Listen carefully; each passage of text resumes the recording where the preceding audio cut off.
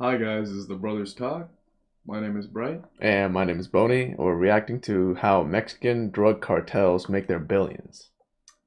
Alright, let's get right into it.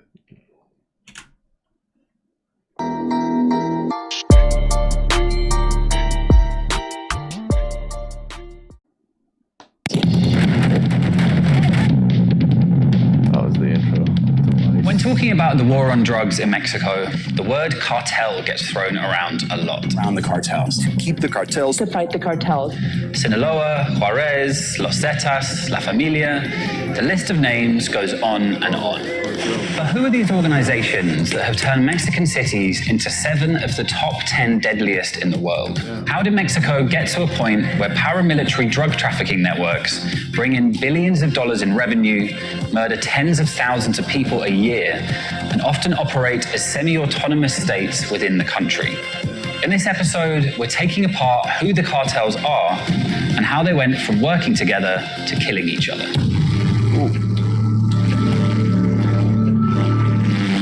In the late 1970s, cocaine use exploded across America. The main smuggling route was straight from the jungles of Colombia into Florida, as made famous by movies like Scarface and Blow. To disrupt this traffic, in 1982, Ronald Reagan set up the South Florida Task Force, under the command of then Vice President George Bush. But for a guy who claimed to love capitalism, when it came to the drug trade, Reagan didn't seem to understand much about how business actually works. Instead of giving up their billion-dollar industry because a few shipments had been busted in the Caribbean, the Colombian cocaine producers decided to make use of Mexico's 2,000-mile land border with the US. This is like the narco superhighway. There's actually 300 different smuggling trails right through here. They know about it. You just walk off into the just too desert much. with your pack full of cocaine. There were 2 primary Mexican operators the Colombians went to. The first was Juan Garcia Abrego in Tamaulipas, head of a gang of smugglers whose roots stretched all the way back to alcohol prohibition. They switched over to the drugs trade and the Gulf Cartel was born. The other was Miguel Angel Felix Gallardo. Gallardo became known as El Jefe del Jefes, or the boss of bosses, creating probably the single most powerful organized crime group in Mexican history, the Guadalajara Cartel. One key issue to remember here is that at this point, none of these organizations actually called themselves cartels. So you have these networks of drug traffickers across Mexico, and for many decades they're not called cartels, they're simply groups of criminals with buying and selling and forming different alliances and partnerships. So there's a bit of discussion even exactly who coined that phrase. Was it actually the Medellin traffickers themselves saying we're a cartel, or was it actually the Drug Enforcement Administration, the DEA, inventing the word cartel as a way to classify these groups? Now, whether or not it was the DEA who first coined this phrase, it was very useful to the DEA, because if you look at the laws, the conspiracy to traffic drugs laws, the racketeering laws, you need to have an organization. So there's an incentive there for the DEA in their communications to say, these are a cartel, it's the Guadalajara cartel, not just the Guadalajara marijuana traffickers. What is clear is that these early Mexican groups, the Guadalajara and Gulf cartels, amassed almost unimaginable wealth and power, transporting thousands of tons of cocaine, heroin, and cannabis into the booming US market.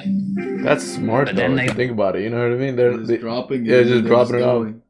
The only way they could stop it is like shooting it down. Pretty much, but it's so smooth because you don't know what's in there. Like, we don't know if they're like drug people. They can just be travelers. Yeah, you don't, because normal people are gonna be like, oh, you're like, maybe it's like some important stuff. They're stupid rich though. Yeah, like these cartels are stupid. I mean, they said billions of dollars. They literally become a semi-state. Yeah, in pretty much. Mexico. That's insane. Overplayed their hand. That's a lot. In 1985, corrupt officials working for the Guadalajara cartel kidnapped DEA agent Enrique Kiki Camarena in broad daylight on the streets of Guadalajara before torturing and murdering him. The gruesome murder of a highly decorated DEA agent was too much, even for the increasingly powerful Mexican traffickers to get away with. Key members of the Guadalajara cartel were arrested, But by this point, the organization had become too big for one man to run. From prison, Felix Gallardo organized a now legendary gangster summit in Acapulco, at which the Guadalajara empire was divided into separate, smaller cartels. The Juarez cartel, the Tijuana cartel, and the Sinaloa cartel, commanded by Joaquin El Chapo Guzman. The idea was that each of these groups would control their territory, or plaza, and work together to ensure the drugs kept flowing smoothly. In fact, somewhat predictably, what actually happened is that they immediately started fighting each other in a drug war that continues to this day. So as the cartels develop, they have very different structures and ways of doing business and hierarchy. You have some like the Sinaloa cartel, which are more like loose affiliations of businessmen.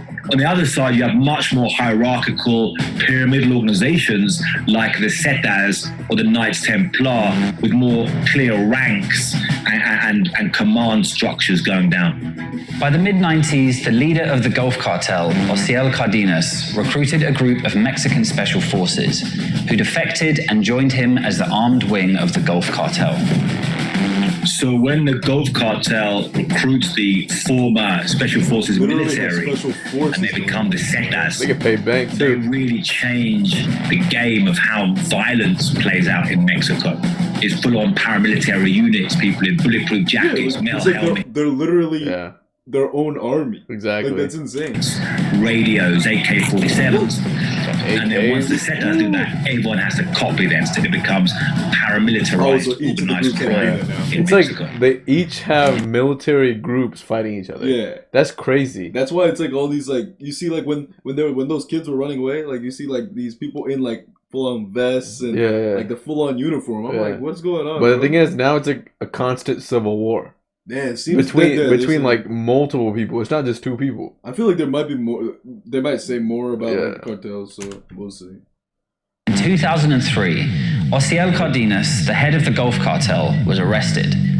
Without him in charge, power within the organization gradually shifted to the Zetas themselves. And in 2010, they broke away to form their own cartel, causing a massive spike in violence throughout Tamaulipas, which spread through the whole east coast of Mexico. So you have this rising tension between the Zetas and the Gulf Cartel masters. And eventually in 2010, you have the Zetas and the Gulf Cartel breaking out into open warfare. The Zetas separating, becoming their own cartel. And this unleashes some of the worst violence in all of Mexico's cartel conflict.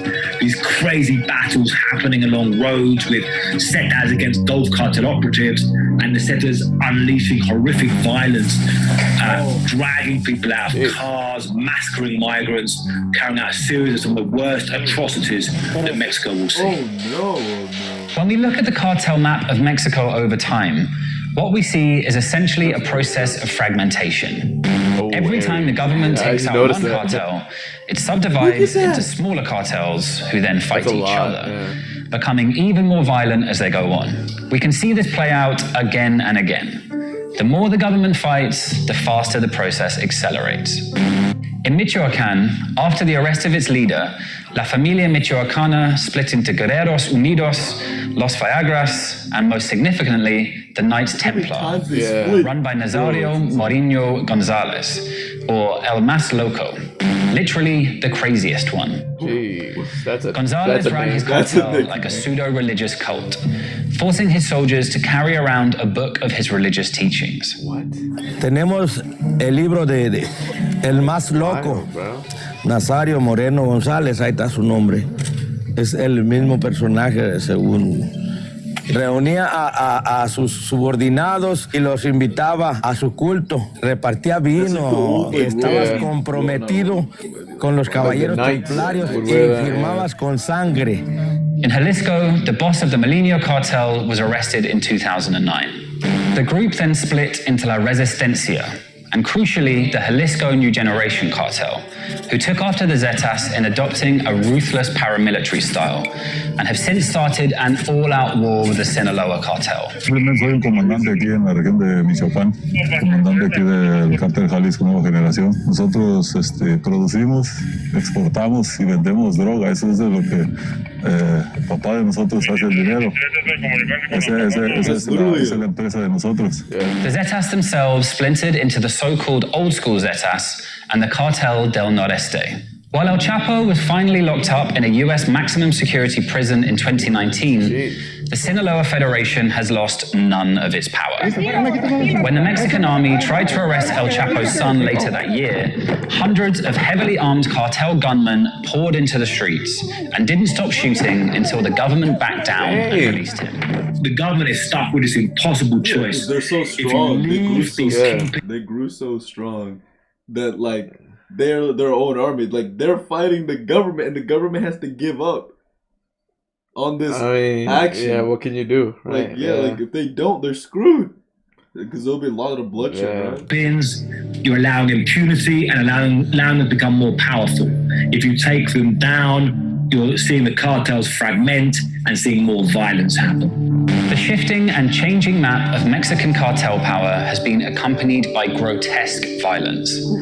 In 2007, after the first year of Calderon's war on drugs, the murder rate was 8,122. By 2020, it had rocketed to over 34,000. Almost 4 times. Yeah. After all this bloodshed, have the drugs stopped flowing over the border? No. More Americans are getting high on drugs that have passed through Mexico than ever before. In fact, what we see after tracing all this back over 100 years is that pretty much every time the US and Mexican governments have tried to stamp out the drug trade, it's made the situation more violent, and the Mexican people have paid the price. We'd like to congratulate drugs for winning the war on drugs. Damn. I mean, that's true though. Like, how can you beat drugs, bro? It's like they just, like they said, they just keep getting more violent, and then they split, and then they just keep splitting. Yeah, but everybody wants it. That's the thing. Like, let's say somebody wants it, right? They'll be like, oh, I have this money for rent, but you know what?